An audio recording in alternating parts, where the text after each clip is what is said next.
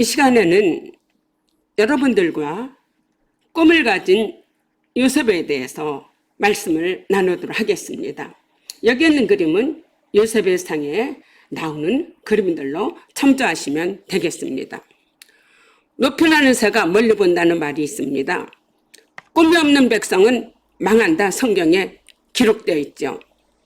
요셉은 꿈을 가슴에 품고 그 꿈이 반드시 이루어질 것을 믿었기에 그 꿈대로 애굽의 총리가 되어 이스라엘을 살리는 성경 속의 위대한 족장인물이 바로 요셉입니다.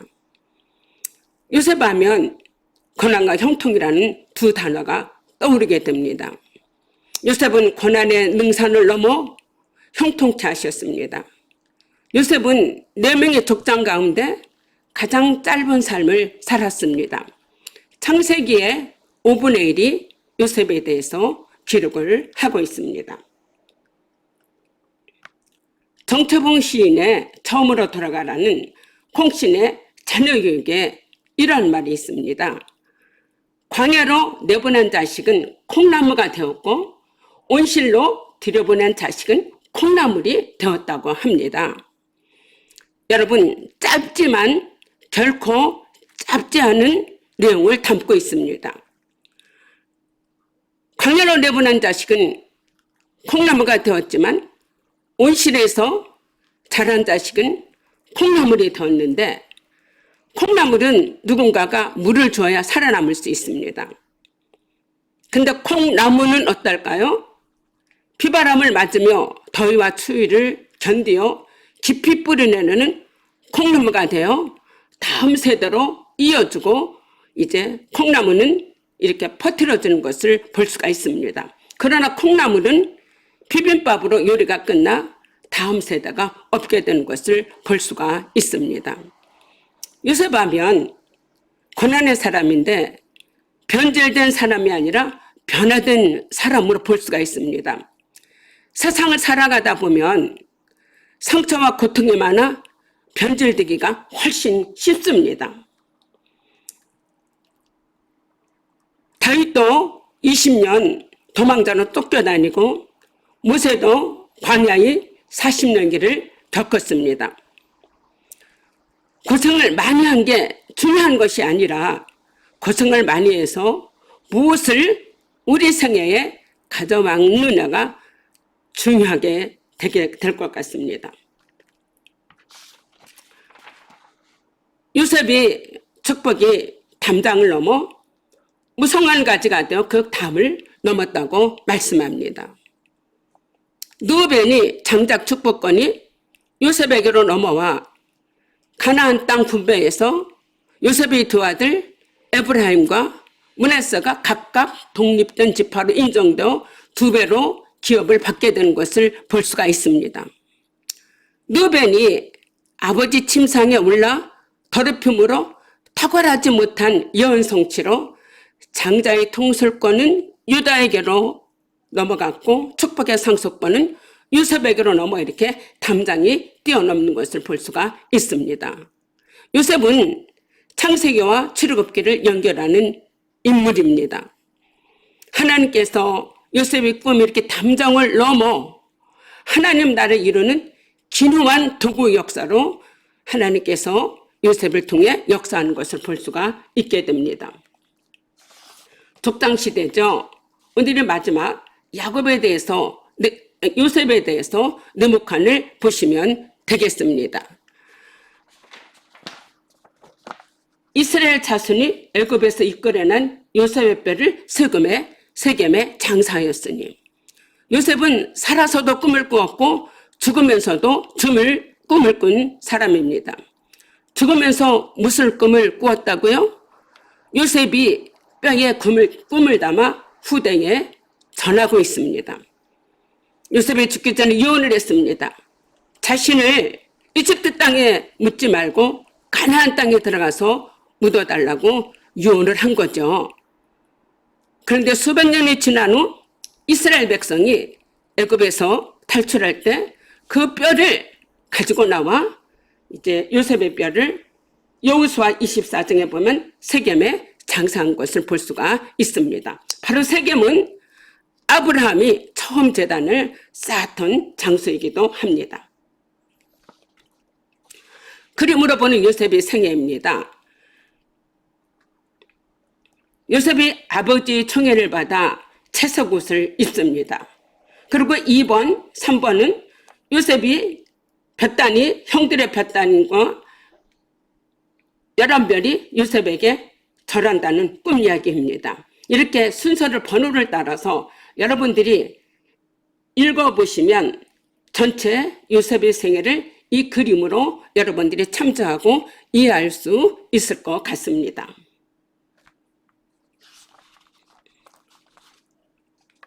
37장부터 38장 가나안에서 이제 애굽에 들어가기까지 우선 이제 첫째 단계를 여러분과 보도록 합니다. 그래서 요셉의 생애도 초기, 중기, 후기로 나눠서 여러분과 말씀을 나누려고 합니다. 요셉이 헤브론에 있었는데 형들이 세겜에 가서 양을 칠 때에 야곱이 요셉한테 형들에게 다녀오라고 심부름을 시켰습니다. 그래서 헤브론에서 세겜으로 요셉이 형들을 찾아갔는데 형들이 세겜에 없었습니다. 그래서 더 20여 킬로를 더 가 도단으로 갔는데 형제들이 눈 안에 빈땅으로 보이는 요셉이 오는 것을 보고 형들이 꿈꾸는 자가 없는도다 하며 르우벤과 그 형제들이 구덩이에 집어넣고 유다는 지나가는 상인에게 요셉을 구덩이에서 끌어올려 은 20으로 애굽에 지나가는 상고에게 판 것을 볼 수가 있습니다. 그래놓고 아버지 야곱에게는 짐승에게 잡혀먹었다고 거짓말을 하고 있는 것을 볼 수가 있게 됩니다. 그래서 요셉이 17살에 애굽으로 팔려가게 되죠. 그래서 요셉이 미리 애굽에 입국을 하게 되는 스토리입니다. 11별단과 11별이 요셉 자신에게 절을 한다고 이 꿈을 이유로 말미암아 요셉이 또 채색옷을 입고 아버지 편으로 말미암아 형들로 인하여 무참히도 애굽 사람에게 구덩이에서 끌어올려져 애굽으로 미리 입국하는 것을 볼 수가 있습니다. 요셉을 보면 현재 고난이 어려워도 장차올 영광에 비교도 안 되는 것을 우리가 볼 수가 있습니다. 하나님께서 요셉을 미리 보내셔서 이스라엘을 구원하시려는 하나님의 계획입니다. 요셉의 형들이 인신매매의 시주가 될 수가 있겠죠. 요셉이 노년에 얻을 아들이므로 이스라엘이 10아들보다 깊이 사랑하여 채석옷을 이렇게 입혔다고 했습니다. 아버지 이삭과 리브가에게 에서와 야곱을 편애함으로 가정의 불행을 자초하게 됐는데 아들 야곱도 12명의 아들 중 요셉을 편애함으로 가정적으로 불행을 자초하게 됩니다. 부전자전이죠. 편애가 아니더라도 조상으로부터 내려온 어떤 유전적인 것들 우리가 예수의 피로 끊어버려야 되지 않을까 싶습니다. 흠없고 점없는 어린 양의 그리스도의 피로 모든 조상들로부터 위로부터 내려오는 안 좋은 습관들을 끊어야지만이 되지 그렇지 아니하고는 계속 그것들이 우리의 삶 속에서 불행을 자초하게 되는 요인이 될 수가 있다는 것을 알게 됩니다. 요셉이 두 번의 꿈을 꾸죠. 벳단이 자기에게 절하는 꿈을 꾸고 해와 달과 11별이 절하는 꿈을 꿉니다. 이 두 번의 꿈을 꾸었다는 것은 하나님께서 분명한 약속을 하신다는 것을 이제 알려주는 것을 볼 수가 있습니다. 형제들이 꿈을 꾸는 자가 없는도다 하면서 요셉을 구덩이에 던지고 그들을 죽이고 아니 팔고 짐승이 잡아먹었다고 아버지에게 얘기하는 것을 볼 수가 있습니다. 그래서 누벤이 물 없는 구덩이에 집어넣고 손을 대지 말라고 했는데 누벤이 잠시 어디 간 사이에 형제들이 유다가 주동을 해서 피를 은닉한들 무슨 유익하라면서 지나가는 상고에게 은 20에 받고 팔아버리는 것을 볼 수가 있습니다. 이렇게 무참히도 요셉을 구덩이에 형제들이 집어넣는 것을 볼 수가 있게 됩니다. 창세기 38장에 보면 유다와 다말 이야기가 나옵니다. 시아버지와 며느리와의 관계 이야기입니다. 다말이 과부의 의복을 벗고 면막으로 이렇게 얼굴을 가리고 몸을 휩싸고 창녀로 변신을 합니다. 유다가 그를 창녀로 여겨서 자보인지를 알지 못하고 그에게 약조물을 주고 창녀로 변신한 다말에게 들어가게 되었습니다. 그로 인하여 유다가 이 다말로 인하여 쌍둥이 베레스와 세레를 낳은 것을 볼 수가 있습니다. 다말이 장조건을 놓치지 않기 위해 행하였던 이야기입니다. 유다의 큰아들 엘은 하나님 심판으로 죽고 둘째 아들 오난도 계대 결혼에 행할 일을 행하지 않아 죽게 되었고 막내 아들 슬레도 죽게 될까 염려해 결혼을 시키지 않는 상황에서 이 다말이 시아버지 유다를 택한 것은 음란해서가 아니라 유다의 맏며느리로 당연히 승계되어야 할 장제의 축복이 자식이 없으므로 주신 권리를 잃는 것을 두려워한 나머지 목숨 걸고 선택한 용감한 행동이었다고 볼 수가 있습니다. 유다가 바로 예수님의 족부에 오르게 됐죠. 요셉 사건 이후 유다가 어려움을 당하는 것을 볼 수가 있습니다. 2명의 아들도 죽고 아내도 죽고 아버지 야곱의 아픔을 유다가 자신의 고통으로 말미암아 아마도 체휼하게 되지 않았나 싶습니다.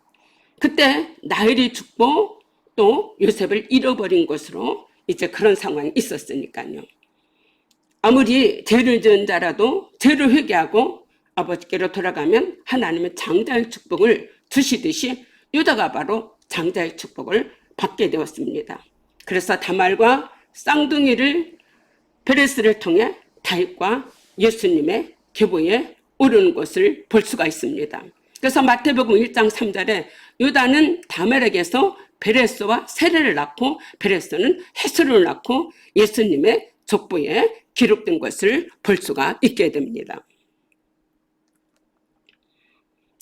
39장에 애굽에 팔려간 요셉의 이야기입니다. 40장은 죽을 사 옥중에서 요셉이 감옥살이를 하고 있습니다. 41장은 꿈의夢을 통해서 총리가 된 요셉에 대해서 이렇게 말씀을 나눠볼 수가 있게 되겠습니다. 요셉이 도단에서 형돈으로 말미암아 애굽으로 팔려오게 됐습니다. 그래서 보디발 집에 오늘날 비서실 장관쯤 되는 집에 보디발 집에 요셉이 팔려오게 되었습니다. 하나님께서 요셉을 이렇게 애굽으로 팔려오게 하신 것은 이런 모든 과정을 통해서 지도자 수업 기간을 허락하신 것이라고 볼 수가 있죠. 뒷날 애굽과 세계를 다스릴 능력을 준비하는 지도자 수업 기간이었습니다. 하나님 인도하실 궁궐에서 일할 준비하는 기간이 바로 감옥에서 죄수로 들어오는 애굽 궁궐의 고위 관리들을 만나면서 애굽 궁궐에 벌어지는 모든 일을 감옥에서 짧은 기간에 이제 얻게 되었을 것입니다. 종살이였던 요셉이 감옥이 아니었다면 이런 궁궐의 세계를 알 수가 없었겠지요. 요셉은 시편에 보면 한 사람을 앞서 보내셨으며 요셉이 종으로 팔렸도다. 요셉은 차고를 차고 그의 몸을 쇠사슬에 메었으니 언제까지요? 여호와의 말씀이 응할 때까지 하나님께서 요셉을 단련시키시면서 요셉에게 MBA 석사과정, 경영학 석사과정에 훈련을 하는 시간이었다고 볼 수가 있겠습니다. 실질적으로 감옥에서 업무를 배우게 됐겠죠. 인사관리와 재무관리와 행정업무 등 배움으로 차근차근 내공을 쌓으며 요셉의 감옥 생활을 통해서 경영학, 석사, MBA 과정을 이제 수료하게 되지 않았을까 생각을 하게 됩니다. 또 보디발 부인의 성추행으로 억울하게 감옥에 갇히게 된 일인데 이 일도 애굽의 총리가 되는 기회를 마련하게 된 계기가 바로 되게 된 것이죠. 그래서 애굽으로 팔려가 종살이, 옥살이를 하며 훈련한 요셉입니다. 요셉이 유다에게 은 20에 애굽 사람에게 상인에게 팔려가는 그림입니다. 그 다음에 요셉이 보디발 집으로 갔는데 보디발의 아내가 성추행을 하고 있는 그림의 모습이죠. 그러므로 말미암아 요셉이 옥에 갇히게 되었습니다. 감옥에서도 간소장의 신임으로도 죄수들을 관리하며 술 맡은 관원장, 떡 맡은 관원장 이들의 꿈을 해석하게 되죠.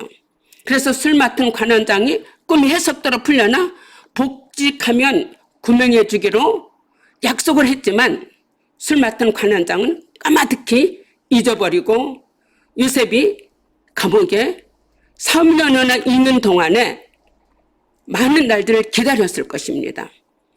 요셉이 뒷날 애굽과 세계를 다스릴 지도자 수업을 하는 기간으로 감옥에서 요셉이 내공을 쌓으며 오랜 시간 하나님의 훈련의 시간이었습니다. 보디발 부인이 성추행할 때 내가 금한 것은 아무것도 없지만 당신 아내뿐이라고 고백하면서 내가 어찌 하나님께 득자하리까 하면서 신속하고 용감하게 결사적으로 붙잡았던 옷도 벗어두고 그 자리에서 도망쳐 나오는 것을 볼 수 있습니다. 그래서 요셉은 감옥에서 오랜 동안 이렇게 하나님의 훈련을 받으며 지낼 수밖에 착고에 매어서 지낼 수밖에 없었던 것을 볼 수가 있습니다.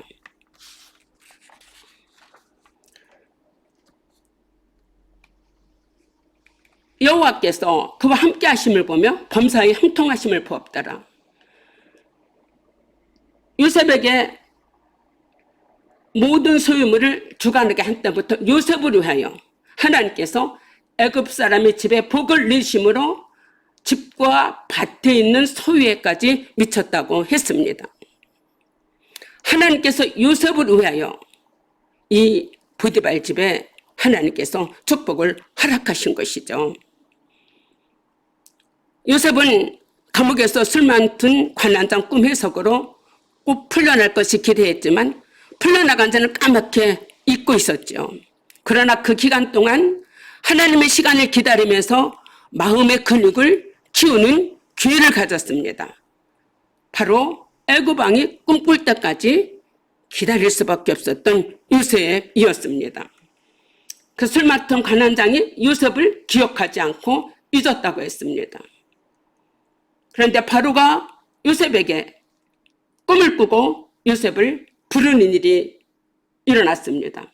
그래서 애굽 온 땅에 요셉이 총리가 되어지는 과정이 있는 것을 볼 수가 있습니다. 우리 자신에게도 허락하신 인생의 수업 과정에 겪어야 될 이 고통을 인내하고 훈련하며 요셉처럼 감당할 수 있는 믿음을 얻기 위해서 기도해야 되지 않을까 싶습니다. 잠언서 이런 말씀이 있습니다. 왕이 마음이 여호와의 손에 있음 같이 하나님께서 보물과 같이 모든 것을 하나님의 인도로 하나님의 임의로 인도하시는 그런 하나님이신 것이요. 하나님의 시간에 하나님이 일하신다는 말씀입니다. 잊혀진 요셉이 바로왕의 꿈을 꾸므로 기억된 자가 됩니다. 그래서 존귀하게 든 요셉을 볼 수가 있습니다. 요셉이 드디어 감옥에서 모든 옥살이를 마치고 하나님께서 이제 훈련의 수업을 마치고 드디어 하나님이 요셉의 머리를 들게 하는 것을 볼 수가 있습니다. 요셉이 바로에게 불러가 대답을 합니다.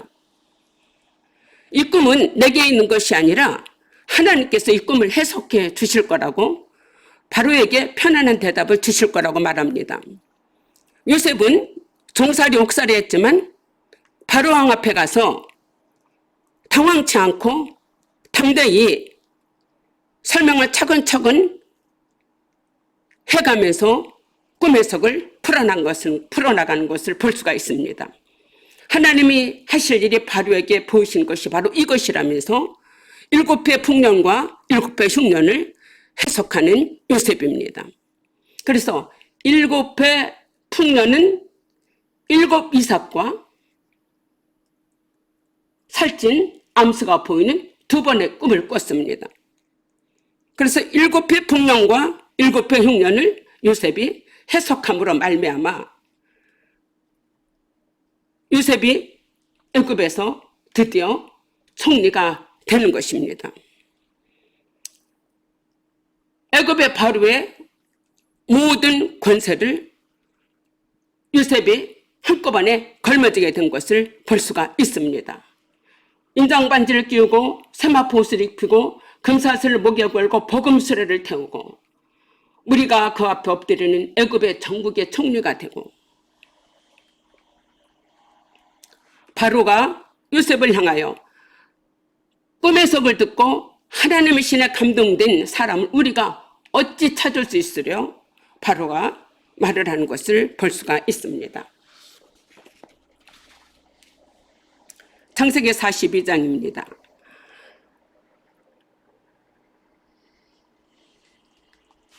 1차 방문을 기근이 들어서 곡식을 사러 부엘사바에서 가나안 땅에서 애굽으로 가는 것을 봅니다. 바로의 꿈대로 7해 풍년이 지나고 난 후 2년째 기근이 왔을 때에 요셉의 형들은 애굽의 총리로 요셉이 있다는 사실을 전혀 알지 못한데 곡식을 사러 온 것입니다. 이로써 요셉의 꿈은 성취가 되었습니다. 이땐 요셉은 자신을 몰라보는 형들을 시험하기 위해 정탐꾼으로 몰아가는 시험을 합니다. 그러나 이때 정탐꾼으로 시험을 하면서 형제들이 변화의 모습을 요셉이 보게 되었습니다. 과거 요셉을 제거하고자 했던 형들이 뉘우치며 후회하는 모습을 보게 됩니다. 형들이 우리가 범죄하였도다, 그가 애걸하였길래 우리의 그 마음을, 그 괴로움을 보고 듣지도 아니하고 그랬으므로 말미암아 괴로움이 우리에게 임하였다고 형제들이 말하는 것을 듣게 되었습니다. 그러므로 이때 야곱의 아들 중 시므온을 볼모로 잡아 형제들이 보는데 결박을 하고 혹독한 문책으로 형제들의 깊은 중심 움직이며 베냐민을 데리고 오도록 했습니다. 우리 인생에도 그렇고 요셉에게도 고통은 종종 양심을 깨우쳐주는 효과적인 방편이 되고 죄를 기억나게 해주는 특효약이 되었던 것입니다. 형들이 곡식을 사러 와서 요셉이 그들을 떠나가서 울고 다시 돌아와서 그들과 말하다가 시므온을 끌어다가 그들 앞에 결박을 한 거죠. 정탐꾼으로 그들을 몰아가기 위한 것입니다. 그러면서 너희 막내 아우를 데려오라고 합니다. 그러면 너희가 정탐꾼이 아니고 확산한 자들 이름을 내가 알렸다고 하는 거죠. 그리고 이들에게 곡식을 실어 보내면서 그 자루에 돈 뭉치를 넣어서 보냈습니다. 이들을 가지고 돌아가게 됐죠. 그런데 이들의 자루 속에 곡식만 있는 게 아니라 돈 뭉치를 보고 야곱의 아버지도 이들도 보고 두려워하는 것입니다.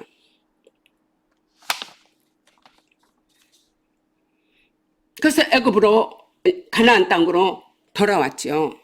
가나안 땅으로 돌아왔는데 이 모든 사실을 야곱이 듣게 되었습니다.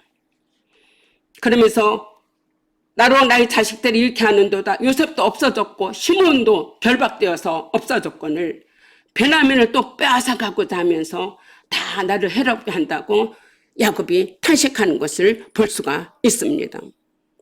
요셉이 지혜로운 전략이었죠. 베냐민을 데리고 가야 한다고 합니다. 야곱은 요셉을 잃고 고통을 겪었던지라 베냐민을 놓을 수 없지만 베냐민을 보내야 문제가 풀어지고 각인이 자료 속에 있는 돈 뭉치를 보고 두려워하여 베냐민을 보낼 수밖에 없게 되었습니다. 그래서 야곱은 다시 형제들을 베냐민과 함께 보냅니다. 내 아우도 데리고 떠나 그 사람에게 가라고 합니다. 2차 곡식사로 보낸 거죠. 이때 야곱이 체념적인 고백을 합니다. 내가 자식 베냐민을 잃으면 이르로다 하고 보내는 것입니다. 야곱이 마지막까지 붙잡았던 베냐민에 대한 집착을 생존을 위하여 가족 공동체를 위하여 내려놓을 수밖에 없게 되었던 거죠. 야곱의 마지막 장병들이 풀리기 시작을 하게 됐습니다.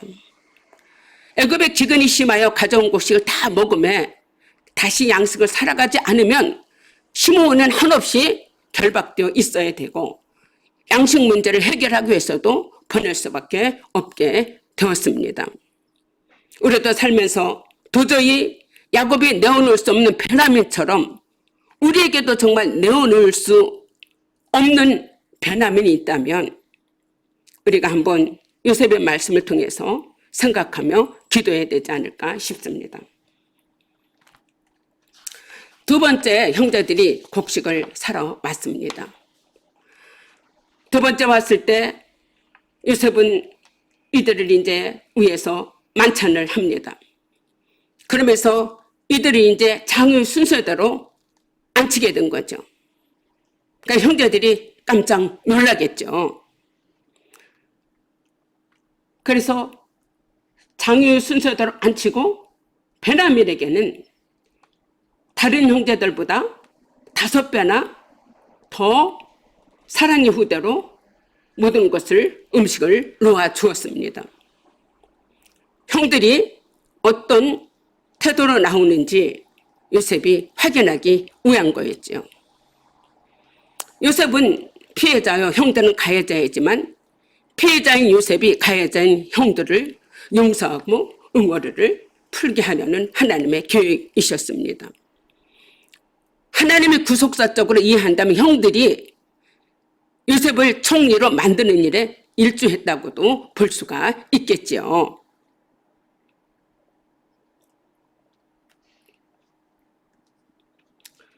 곡식을 사러 2차로 왔는데 요셉이 형들을 시험을 한다고 했죠. 요셉은 2번이나 형들을 만났지만 마음을 완전히 받아들이기가 쉽지 않았습니다. 온 가족을 애굽으로 이주시키기 위해서는 한 가지 점검이 더 필요해 형제들의 자료에 돈을 넣을 때 특별히 베냐민 자료 속에 자신의 은자를 넣도록 청지기에게 지시를 했습니다. 양식을 실을 만큼 가득 채워주고 요셉의 자료에 베냐민의 자료에 요셉의 은잔을 넣게 된 것입니다.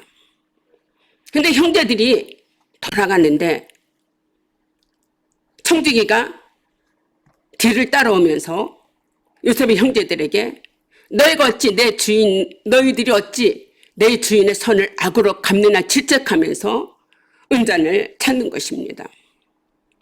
근데 그 은잔을 찾는데 베냐민의 자루에서 은잔을 찾아내니 모든 형제들이 놀라움과 충격으로 베냐민에게 책임을 묻지 않고 연대적인 책임으로 내려갔다가 올라오면서 다시 도로 요셉에게로 돌아가는 것을 볼 수가 있습니다. 올라가는 길에 바로 청지기가 쫓아와서 은잔을 발견하게 되니까 연대적인 책임을 가지고 같이 다 요셉에게 내려와서 모든 사실을 얘기하게 되는 거죠. 요셉을 팔고 지루했던 세월이 혹독한 아픔을 통과하면서 좌충우돌하고 반목 질시하던 비인간적인 행동을 일삼았던 야곱의 아들들이 내탓나탓하며 대립하거나 원망하지 않고 바로 12지파 리더의 공동체 모습을 보여준 기회가 되었던 것입니다. 이때 유다가 얘기를 했습니다. 베냐민을 두고 가라. 베냐민 자루에서 은잔이 발견됐기 때문에 베냐민만 내 정이 되겠다. 여기에 두고 정이 되라고 너에게 달라고 합니다. 그러나 유다가 말을 합니다. 그 아이가 나와 함께 가지 않으면 내가 어찌 아버지께로 돌아갈 수 있사오리까. 아버지에게 죄가 미칠 수밖에 없다고 하면서 유다가 연대적인 책임을 가지고 자신이 담보물이 되겠다고 하면서 베냐민을 보내달라고 사정을 하는 것을 볼 수가 있습니다. 요셉의 청지기에게 양식을 운반할 만큼 넣어주고 청지기를 바로 뒤따라 보내서 베냐민의 자루에 있는 은잔을 발견하고 청지기를 통해서 찾아내는 것을 볼 수가 있습니다. 그래서 이들이 가다가 도시 돌아오게 됐는데 이때 유다가 말을 하죠. 이 잔이 발견된 자에게는 다 주의 노예가 되겠다고 하면서 베냐민에게 발견되니까 자신이 담보물을 얻겠다고 나서는 것을 볼 수가 있습니다. 유다가 자기 희생적 호소로 전날에 거해에 대한 참회를 하며 늙은 아버지에 대한 애틋한 효성과 동생에 대한 희생적 사랑을 솔직히 고백하며 유다 자신이 담보가 되겠다고 했을 때에 드디어 요셉이 여기에서 마음을 열어 자신의 정체를 드러나게 되었습니다. 은잔으로 요셉이 형들을 시험을 했죠. 그래서 가다가 청지기를 통해서 뒤에 가서 이것을 베냐민의 자루에서 은잔을 발견하게 되었습니다. 그러므로 다시 돌아가게 됐는데 이때 형제들이 하나로 단합한 것을 보고 나는 당신들의 아우 요셉이라면서 요셉이 자신의 정체를 밝히는 것을 볼 수가 있습니다. 너무나 감동적인 장면이지요. 하나님께서 당신들이 나를 이곳에 보낸 것이 아니고 당신들보다 나를 먼저 보낸 것은 당신들의 생명을 구원하기 위함이라고 요셉이 고백을 하며 형들과 이렇게 껴안는 모습을 볼 수가 있게 했습니다. 45장의 요셉 후기. 그래서 이제 요셉의 형제들이 두 번째 갔다가 다시 아버지에게로 왔죠. 요셉은 이제 더 이상 정을 억제하지 못하고 형들 앞에서 자신을 드러내고 나는 당신들의 아우 요셉이라고 고백을 하게 된 거죠. 요셉은 역사의 주관자가 누구인지 알게 되었던 것이죠. 많은 피해와 억울함으로 무수한 원망이 될 수 있었지만 원망하지 않고 배후에서 역사하시는 하나님의 큰 손길이 섭리하심을 알고 있었던 요셉이었습니다. 형들에게 나는 요셉이라 내 아버지께서 아직 살아계시나이까.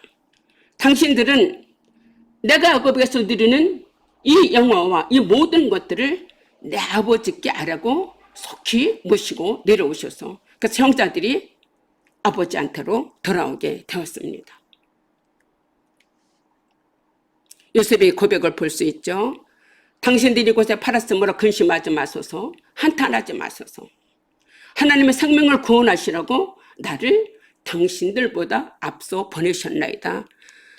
하나님의 계획을 성취한 요셉이 말을 하는 것을 볼 수가 있습니다. 그래서 나를 이곳에 보낸 자는 당신들이 아니요 하나님이시라. 하나님이 나로 바로에게 아버지로 삼으시고 온 집의 주로 삼으시며 온 땅의 통치자로 삼으셨다고 고백을 합니다.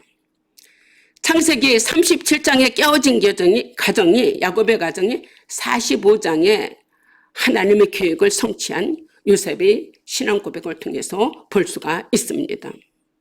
요셉은 17살에 17살에 팔려나와 30살에 총리가 되었고 7년 풍년과 2년 중년이 지난 언 22년의 세월이 흐른 속에 형제들과 이렇게 화해를 하게 된 것을 볼 수가 있습니다. 요셉의 용서는 죄인을 구속하게 오신 예수님의 용서와 사랑에 대한 그림자로 볼 수가 있게 됩니다. 잠언서에 보면 여호와께서 온갖 것을 그 쓰임에 적당하게 지으셨다고 했습니다.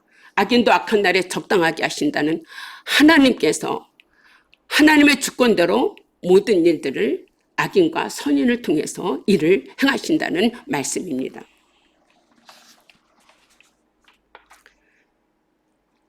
창세기 46장부터 50장 요셉의 후기를 계속 보도록 하겠습니다. 하나님께서 꿈에 야곱에게 나타나셔서 말씀하십니다. 야곱에게 내려가기를 두려워 말라고. 그러면서 거기에서 큰 민족을 이룰 거라고 말씀을 하십니다. 그러면서 이제 야곱의 가족이 부활사바에서 66명이 애굽으로 내려오게 되는데 하나님께서 꿈에 요셉에게 말씀하십니다. 꿈에 야곱에게 말씀하십니다. 요셉이 그 손으로 네 눈을 감기리라고. 그러면서 바로가 태우려고 보낸 수레에 아버지 야곱과 처자들을 데리고 애굽으로 내려온 것을 볼 수가 있습니다. 그들이 가나안 땅에서 얻은 모든 재물을 이끌고 그의 자손들이 다 함께 애굽으로 내려와서 거주하게 되는 것을 봅니다.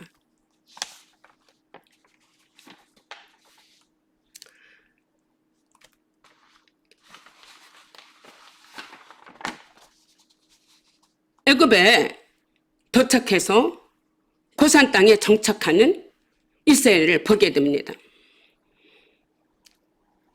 애굽의 좋은 땅 라암셋의 아버지와 형제들이 거할 수 있도록 하고 아버지 온 집에 먹을 것을 주며 봉양을 합니다. 고산 땅이 목축이 적지일 뿐만 아니라 애굽인과 격리가 되어 이스라엘의 순수한 신앙과 풍속을 자유롭게 지킬 수 있고 이스라엘 사람만이 생육 번성을 이루며 가나안 땅에 가까워 장차 출애굽할 때도 용이하게 생각되었기 때문입니다.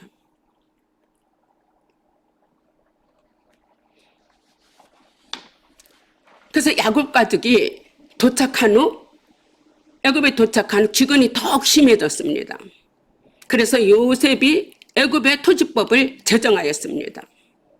이것은 바로 흉년에 많은 백성을 살리는 정책이었습니다. 흉년 때 무엇보다 목숨을 지키는 것이 중요하지요. 요셉 정부의 치밀한 정책으로 일촉즉발의 기근의 상황에서 요셉이 전 국토를 순리하며 백성을 관리하며 살려내고 있었습니다. 결국 요셉은 가족들을 가난과 고난에서 살렸을 뿐만 아니라 흉년이 심해져 갈 때 바로 생명의 부양자가 되었던 것입니다. 애굽의 백성들이 요셉에게 말합니다. 주께서 우리를 살리셨으니 우리가 주께 은혜를 입고 발이 정이 되겠다고 고백을 하는 것을 볼 수가 있습니다.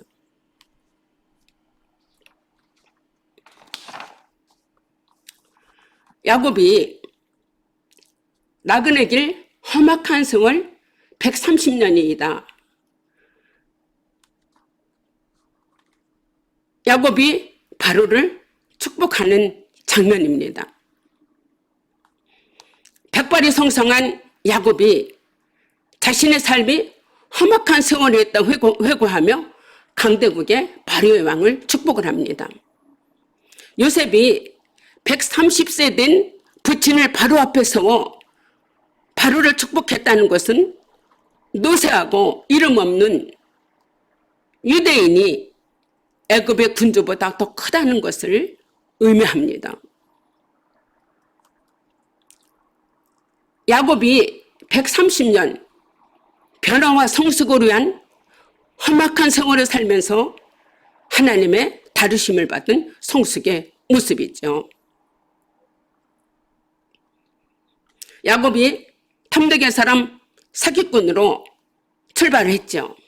그리고 라반의 집에 가서 종으로 있었고 약복강 나루를 통해서 이스라엘로 이름을 변화받아 축복하는 사람으로 바로 오늘의 선지자로 야곱이 서게 된 것을 볼 수가 있습니다. 야곱은 영적 지각이 밝은 신령한 사람이 되었던 것입니다. 이사야서 41장 4절을 보면 지렁이 같은 야곱이라는 별명이 있습니다. 야곱은 비틀거리고 좌절하며 넘어지고 지렁이 같은 야곱이 하늘 왕자가 되기까지 무려 130년의 세월이 걸리게 된 것입니다. 하나님께서 이런 야곱을 변화시켜 인생 석양에 당당히 하나님 왕자로 선지자로 애굽의 바로왕을 축복하는 자로 세워준 것은 정말 감동이고 감동입니다.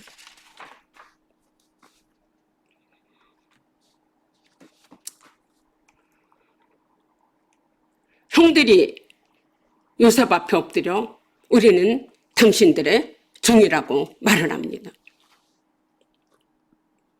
그때 요셉이 말을 합니다. 형들에게 두려워 마소서, 내가 하나님을 대신하오리까. 이때 형들이 와서 이렇게 절하는 것을 볼 수 있죠. 바로 꿈이 이루어진 모습입니다. 야곱이 세상을 떠나기 전 부탁을 했습니다. 형들이 악을 행했을지라도 허물과 죄를 용서하라고 했습니다. 이전달 요셉이 이 말을 듣고 울었다라고 성경에 기록되어 있죠. 얼마나 긴 아픈 세월이었습니까? 고통은 길었지만 용서와 화해는 순간 하나님의 은혜로 이루어진 것을 볼 수가 있습니다. 요셉이 또 고백합니다. 당신들은 나를 헤아려 했지만 하나님은 선으로 바꿔서 많은 생명을 구원하게 하시랬다고 고백하는 것을 볼 수가 있게 됩니다.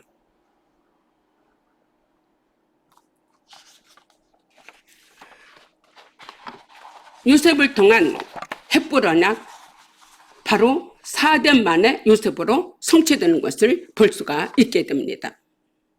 창세기 15장에 헷불 언약의 말씀이 나옵니다. 셀 수 없는 하늘의 무별과 같은 민족을 주겠다고 하셨죠.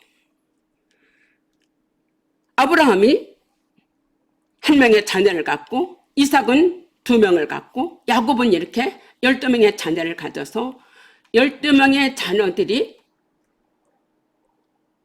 66명의 자녀들이 되었죠. 그래서 야곱과 함께 요셉에게 66명이 애굽으로 내려가게 됐습니다. 애굽으로 내려가서 70명이 되었던 것이죠. 바로 이 인원이, 이 야곱의 가족이 하나님께서 셀 수 없는 별과 같은 자손들을 주겠다는 약속을 이루는 큰 민족으로 성장하기 위한 모판이 되었던 것이죠. 바로 그 인큐베이터와 같은 역할을 하게 된 것입니다. 그래서 출애굽할 때 250만 수많은 백성들이 되어서 하나님이 출애굽을 하게 된 것을 볼 수가 있습니다. 그러면서 내 자손은 4대 만에 이 땅으로 돌아오리니 하나님의 말씀이 성취가 되고 이루어집니다.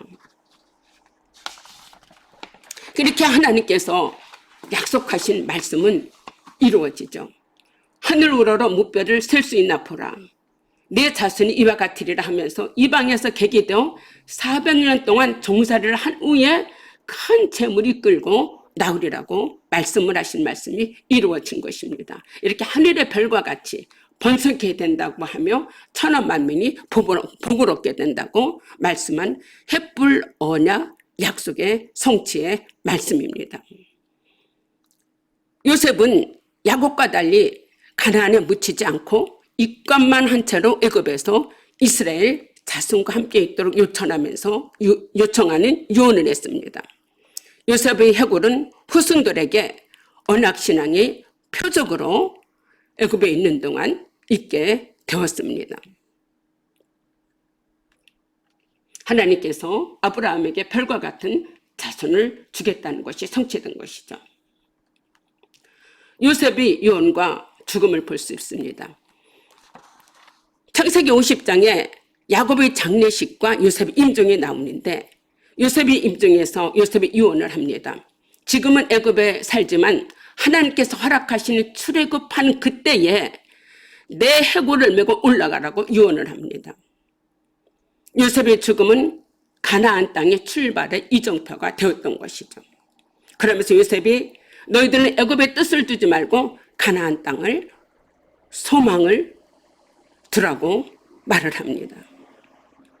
그래서 출애굽기 13장 19절에 보면 출애굽 행렬이 맨 안에 모세 앞에 요셉의 유골이 있었습니다.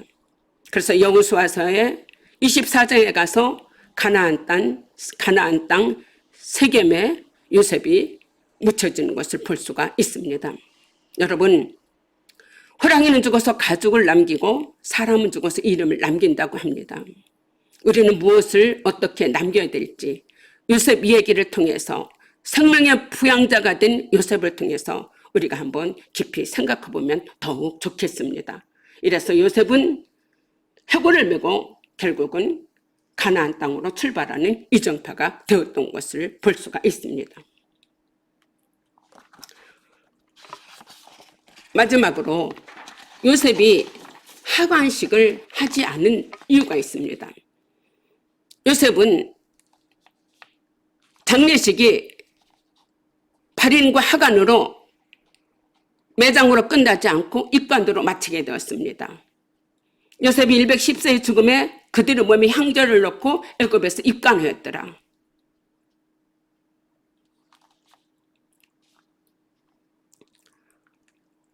애굽에 묻히는 것이 하나님의 뜻이 아니라 400년이 넘어서 출애굽할 때 미라 시신을 가지고 나오는 것을 우리가 봅니다. 요셉은 사랑받는 아들에게서 미움받는 동생으로 또 인신매매로 노예로 팔려와 성추행범으로 죄수로 떨어졌다가 대승하여 애굽의 수장이 된 총리가 된 요셉이 110세로 세상을 마감하게 됩니다. 요셉은 애굽에 와서 자기가 이렇게 됐으니 어떤 업적을 말하거나 기념배를 세우라 말하지 않고 애굽 땅을 떠나서 자기 시신을 가지고 돌아가라고 합니다. 이 땅은 우리가 영원히 거할 곳이 아니니 애굽 땅을 떠날 때에 뼈마저도 남기지 말고 가지고 가라고 요셉이 유언을 하면서 자기 해골을 메고 갈 것을 명한 것을 볼 수가 있습니다. 요셉은 애굽의 모든 부귀 영화보다 더 좋은 번영을 소망하며 영원한 영적인 가나안 땅을 임종시에도 바라보며 요셉과 함께 하시며 형통케 하신 하나님이 어떤 하나님이신가를 후대에 분명히 보여주며 생애를 마감한 요셉이죠. 요셉은 죽으면서도 꿈을 꾸면서 가나안 땅으로 돌아갈 것을 꿈을 꾸었기에 400년 후에 성취된 것을 볼 수가 있습니다. 지금까지 여러분 창세기를 함께 해주셔서 감사합니다. 고맙습니다.